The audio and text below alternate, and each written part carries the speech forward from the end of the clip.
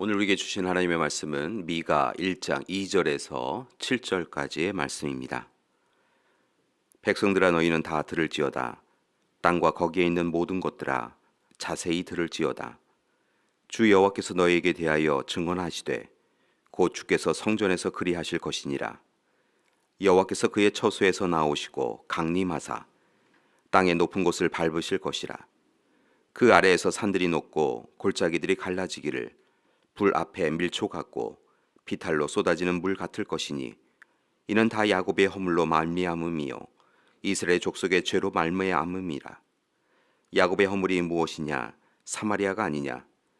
유다의 산당이 무엇이냐? 예루살렘이 아니냐? 이러므로 내가 사마리아를 들의 무더기 같게 하고 포도심을 동산 같게 하며 또 그 돌들을 골짜기에 쏟아내리고 그 기초를 드러내며 그 새긴 우상들은 다 부서지고 그 음행의 값은 다 부살라지며 내가 그 목상들을 다 깨트리니 그가 기생의 값으로 모았은즉 그것이 기생의 값으로 돌아가리라. 아멘. 예언자 미가는 주전 8세기경 아모스, 호세아, 이사야 예언자와 동시대에 남유다에서 활동하였습니다. 그는 요담과 아하즈의 공동 통치 시기에 예언을 시작하여서 기원전 722년 사마리아의 멸망을 지켜보았습니다. 그리고 유다가 아시리아의 침략을 받는 시기까지 활동하였습니다. 그가 예언자로서 활동을 시작하던 시기, 유다는 분명 안정기처럼 보였지만 또한 내부로부터 위기가 다가오고 있었습니다. 당시 아하지야, 아달리야, 요아스, 아마지야 등 이 왕들이 계속하여 살해를 당하였습니다. 이로 인하여 왕권이 약화되었는데 그래서 왕권을 차지한 새로운 왕들은 왕권을 강화하기 위하여 예루살렘의 귀족들과 함께 백성들을 심하게 탄압하였습니다. 이처럼 악순환이 계속되었던 것이지요. 그때 예루살렘에서 남서쪽으로 약 30km 또는 50km 정도 떨어진 모레셋이라고 하는 농촌 출신인 미가를 하나님께서 하나님의 일꾼으로 세우십니다. 그리고 미가는 하나님의 명령을 받고 소리 높여서 하나님의 일을 감당하지 않는 유다는 결국 멸망에 이를 수밖에 없다라고 직설적으로 예언합니다. 특별히 미가는 가난한 이들을 억압하고 정의를 상실한 세상을 향하여 분노하며 하나님의 예언을 전하지요. 미가는 하나님의 뜻을 거스르는 세상 권세에 대하여서는 아니요라고 하고 오직 하나님의 뜻이 이루어질 하나님 나라만을 바라보며 소망합니다. 그리고 이를 위하여서 백성들에게 오직 하나님의 뜻에 합당한 사람으로 살아갈 것을 권면합니다. 특별히 그의 예언을 보면 공의를 실천하며 사람을 사랑하며 겸손히 하나님의 말씀에 순종하여 살아가는 지도자가 될 것을 격려하고 권고합니다. 오늘 우리가 함께 보고 있는 미가의 구성은 이렇습니다. 1장에서 3장까지의 말씀에는 심판의 말씀을, 4장과 5장의 말씀은 희망의 말씀을, 6장에서 7장 7절까지 말씀은 다시 심판의 말씀을, 그리고 마지막으로 7장 8절에서 8장까지의 말씀에는 희망의 말씀을 전하고 있습니다. 이처럼 말씀을 보면 심판과 희망의 이야기가 반복되는 가운데 오늘 말씀, 우리가 함께 읽은 말씀은 바로 심판에 대한 이야기를 담고 있습니다. 미가 당시 이스라엘 백성들은 하나님의 은혜 가운데 창조받아 구원을 누리고 또한 하나님의 선하신 계획 가운데 인도하심을 받고 있음에도 불구하고 계속하여 어리석게 악한 길에 서 있었습니다. 하나님이 그들에게 허락하신 풍요를 마치 자신들이 잘하여서 누리는 것이라고 착각하면서 교만하고 자만하였습니다. 그들은 하나님 없이 하나님을 외면하며 살아갔습니다. 그래서 미가는 앞서 말씀드린 인간의 어리석은 습성을 3절 말씀에서 높은 곳이라고 하는 표현으로 서술하고 있지요.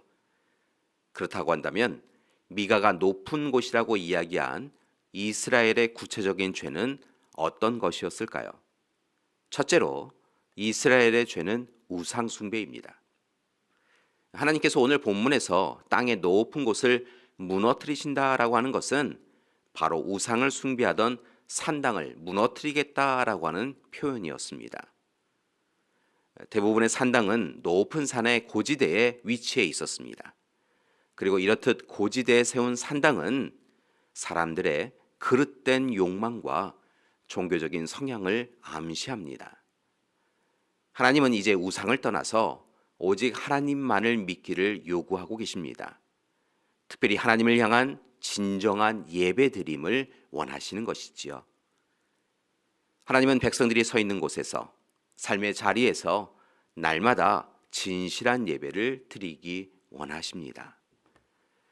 그러면서 하나님은 미가를 통하여 백성들에게 온전히 하나님만 바라볼 때 하나님께서 그들을 만나 주시겠다라고 약속하십니다. 둘째, 하나님이 말씀하시는 이스라엘의 죄는 바로 교만함입니다. 이스라엘 백성들의 마음이 높은 곳을 향하였습니다. 그들은 스스로 하나님처럼 되고자 하였습니다. 다른 사람들의 희생을 전제로 본인이 높아지고자 하였던 것이지요. 그러나 잘 아시다시피 교만하고 자만한 것은 하나님이 원하시는 것이 아닙니다. 하나님은 오히려 예수님의 모습을 본받아서 우리가 낮아지고 또 낮아지기를 원하시지요. 따라서 여러분, 이제 우리는 교만함과 자만함을 버려야 합니다. 스스로 무엇이 된 양, 자기 자신이 모든 것을 할 수 있는 양, 그렇게 행해서는 안 됩니다. 여러분, 우리는 미약하고 어리석은 존재입니다. 하나님이 사랑으로 우리를 지켜주시지 아니하시면 우리는 아무것도 할 수 없습니다. 따라서 여러분, 오직 하나님을 의지하고 의뢰해야 합니다. 그 가운데 한 가지 우리가 경계할 것이 있는데, 우리가 악한 일을 하면서도 하나님이 지켜주시기를 바라서는 안 된다는 것입니다. 죄와 악 가운데 거하면서 아무렇지도 않은 듯 은혜를 누린다라고 착각해서는 안 된다는 것입니다. 실제로 이스라엘 백성들은 그들의 배신으로 인하여 하나님의 징계를 받았습니다.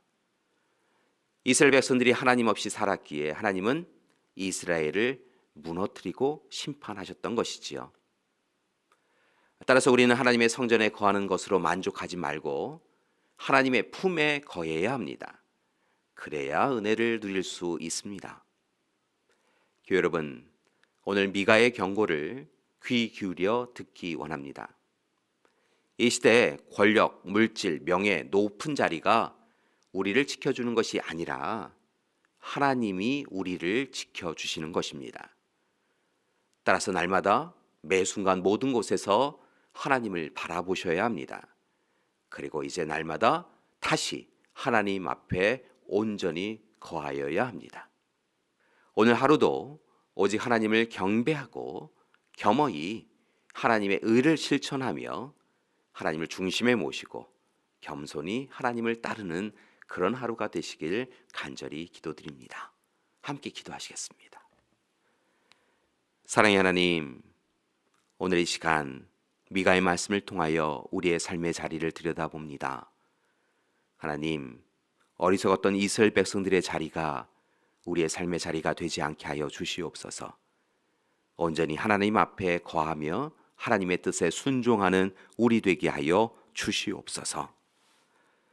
이제는 우리 주 예수 그리스도의 은혜와 하나님의 사랑하심과 성령님의 동행하시는 귀한 역사가 오늘 이 시간 세상의 권력, 명예, 물질이 아닌 오직 하나님만을 바라보며 하나님 안에 거하는 삶을 살아가기로 작정하는 우리 믿음의 가족들 위해 지금부터 영원토록 함께 하시기를 간절히 축원하옵나이다. 아멘.